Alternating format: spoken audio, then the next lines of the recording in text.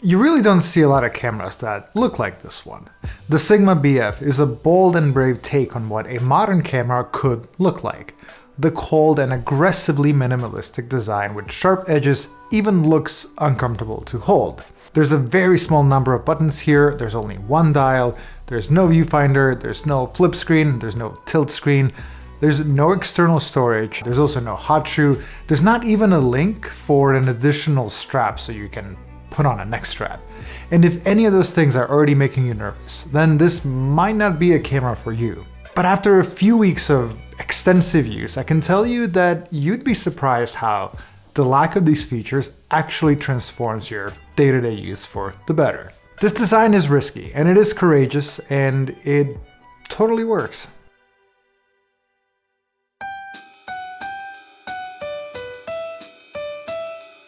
So let's get this out of the way. Who's it for? Well, it is a $2,000 camera, but a type of camera you won't use on jobs with clients or bring to sporting events or things like that. Sigma calls this an everyday camera. It is the sort of camera you pair with your favorite lens and you bring it everywhere. It is your Leica Q, your Nikon ZF, or your X100. It is ideal for street photography or snapping photos of things that you find interesting. I don't see myself using this camera in a studio or as a video camera. It is a high-end point and shoot that gets incredibly good results without overthinking it. Ergonomically, yes, this is not a very comfortable camera to hold, but also not to the point where it would actually bother me. At no point during my review was I don't know, in pain. One-handed operation is extremely hard, and the lack of a second strap link is a bit infuriating. And since we're already talking about the bad stuff, let's just keep going. Battery life, it is just not that good. Most days I have to charge the camera once or twice. The battery indicator is also shown in percentages, and it cannot be turned off, and it just sort of adds to battery anxiety. Shortly after leaving the house and going on walks, I'd see that percentage drop, and it really made me wish that I had an extra battery on me. I also wish there was an in-body stabilization here, but this would make an already heavy-ish camera possibly a bit too heavy. And there is no mechanical shutter. It's electronic only shutter here. Aside from just sounding silly and fake, it can easily ruin some of your photos under fluorescent lights too. Everything else, the screen, the viewfinder, the hot shoe, the lack of external storage, the weatherproofing I can easily live without. And since there's only a handful of buttons and not a lot of ways to customize them, Sigma had to nail the overall experience of taking photos. And they did. Sigma found incredibly clever solutions here, and one of those is the main dial. The main dial serves as a replacement for all those missing buttons. In tandem with the little sub-monitor above it, it works extremely well. So you press left and right to cycle through options and then spin the dial to change them. Anything from white balance, shutter, ISO. I do wish you can customize which options to skip, because some I don't even use. I kept shooting in aperture mode, so I really don't need shutter or ISO, but that dial just made this camera incredibly fun to use. I feel like I was experimenting with aspect ratios and different looks far more often than I would with any other camera. It made me rediscover my love for 21:9 aspect ratio and square photos. That dial also made me experiment with different straight out of camera film simulations. On the BF, there are 13 of them. My favorite ones are warm gold, teal and orange, and rich. I mostly kept using the warm gold one, which won me over with its warm tones, muted reds, and just desaturated colors throughout. But there's something here for everyone. The rich simulation gives you slightly darker reds and more teal blues, and teal and orange is teal and orange and brings me back to, 2018. The black and white simulation also has a variety of filters that you traditionally use in black and white photography, and so on. But sadly, there is no way to create your own custom film simulations right now. Unsure if there ever will be.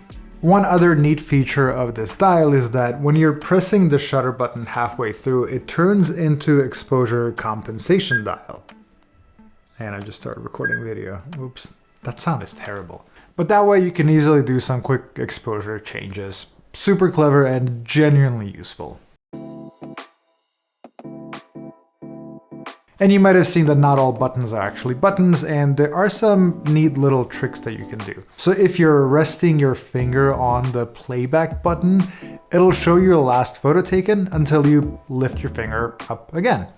It's a neat little way that this camera reminds you of its modern features. Even the menu UI is modern. It is streamlined and easy to follow. As far as camera's menu system go, this is one of the cleanest ones out there.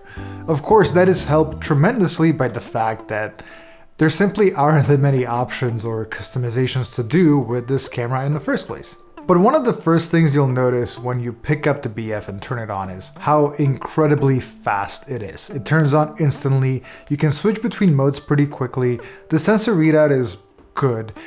Continuous shooting is decent for a full-frame camera, it's 8 frames per second, and accessing your photo library is just as fast. There's also another little detail that I love about this camera that really tells you everything you need to know about it. So when reviewing photos, pressing down on the D-pad opens them up in a calendar view. You can cycle through your photos based on days instead of just being an endless stream of photos. It's like a little diary. I might be reading too much into it, but I think it speaks volume about how purposefully this everyday camera design is throughout. All those photos can be reviewed on a large, bright, and decently sharp 3.2-inch screen, and all those photos are saved on 230 gigabytes of internal SSD.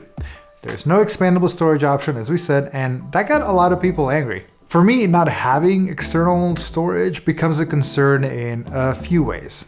One, you have to be more diligent about backing up your photos, making sure you don't run out of space. And two, usually if your SD card gets corrupted, it sucks, but you swap out an SD card and that's an easy solution.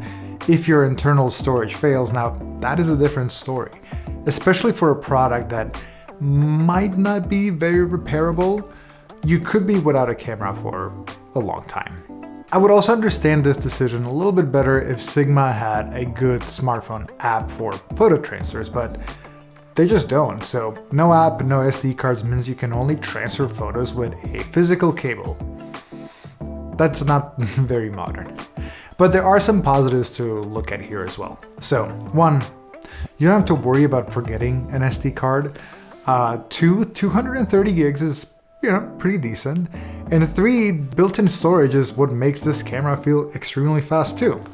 Regardless if you consider this a deal breaker or not, it's 2025. I think we can all agree that cameras should just have both internal and expandable storage.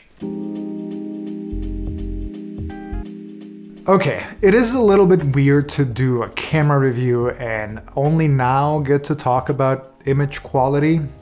Photos are gorgeous. This camera is equipped with a 24.6 megapixel full-frame back illuminated sensor. I had it paired with the 50mm f.2 lens, and that lens works so well with this camera. The photos are simply sharp and detailed, just like you'd expect from a full-frame camera. Noise at higher ISO is also handled extremely well, and colors still look lively. Autofocus is snappy. I'm usually manually picking focus points with a joystick, but for the sake of testing, I let the camera kind of decide what to focus on, and it did that extremely well. I also found autofocus a lot more reliable when taking photos, and not so reliable in video. I kept drifting and breathing just far too often. Maybe software fixes that, and maybe it can get fine-tuned a little bit. Okay, and when it comes to video, it is fine. It's 6K up to 30 frames per second, and it has log footage. You can film in H.264, you can film in H.265, and there's 1080p slow motion up to 120 frames per second, but there's no 4K 60, which just isn't great. The footage looks good, but overall video feels a little bit of an afterthought, and I really don't think that you will use video a lot on this camera. I think it's here mostly to justify the price a little bit. It's here if you need it. Okay, so look at this list of cons. There's a lot of things here that are missing and a lot of things that you would hope to see in a $2,000 camera. If you're looking for a hybrid powerhouse that can do it all, you're not looking in the right place. If you're looking for an exciting, new modern camera that is incredibly fun to use, takes incredibly good photos, has clever little features, and let's be real, looks amazing, the BF is a great choice. And I do think that this camera will genuinely leave a long-lasting impression in the photography world, not only for its bold design, but its firm dedication to build this whole system and software and hardware on the mission of simplicity. But it is very hard to predict if Sigma BF will be a commercial success. Sigma cameras often are not. That list of missing features is extremely long, and even though most things on the list didn't bug me, paired with that price tag, it actually might discourage a lot of people from ever looking into this camera. But I strongly recommend that you try it out. It has a very good chance of winning your heart, because it certainly did mine. I guess this is the best way to film when you don't have a flip screen anymore. I kind of forgot what that is like.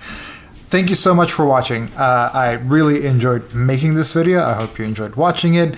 There's also a written review on TheVerge.com, but if you have any specific questions about the camera, I will be down in the comments and let's chat.